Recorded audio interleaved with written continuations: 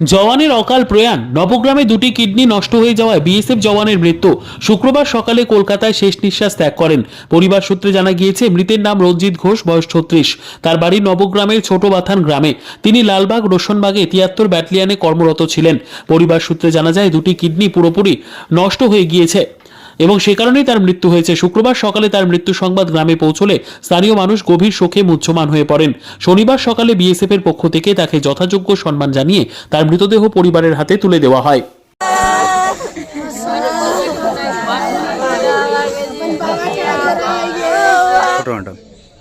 ঘটনা হয়েছিল যে ভাইয়ের যে মারা গেছে সে হচ্ছে আমার ভাই।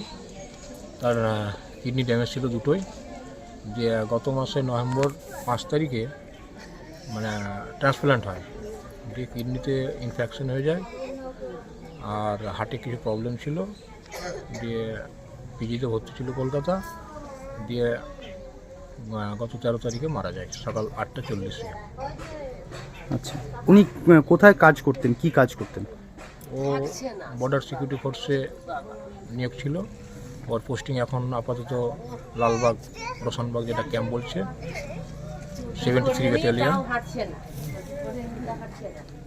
এখন কি বিএসএফ এর তরফ থেকে ওনারা বডি নিয়ে এসছেন বাড়িতে? বিএসএফ তরফ থেকে হ্যাঁ নিয়ে এসছেন, কিন্তু ওদের ব্যাটালিয়নের লোক আসছে এখন। আপনারা এখন কি চাইছেন? আমরা কি চাইবো, ভাই তো এখন যাওয়ার চলে গিয়েছে, কিছু করার নেই। তো ওনারা আসুক, এসে শ্মশানঘাটে নিয়ে যাবো, যেটা কাজ করার দরকার সেটা করুন। আচ্ছা, ওনার নাম কি ছিল? রঞ্জিত ঘোষ। ওনার ছেলে মেয়েরা আছেন? হ্যাঁ, একটা ছেলে আছে 9 বছরের। কতদিন আগে বিয়ে হয়েছিল রঞ্জিতের? বিয়ে হচ্ছে 2015 সালে নভেম্বর মাসে। এখনও কি তিনি কর্তব্যরত অবস্থায় ছিলেন বিএসএফে? হ্যাঁ, বিএসএফে কর্তব্যরত অবস্থায়। আপনার নাম?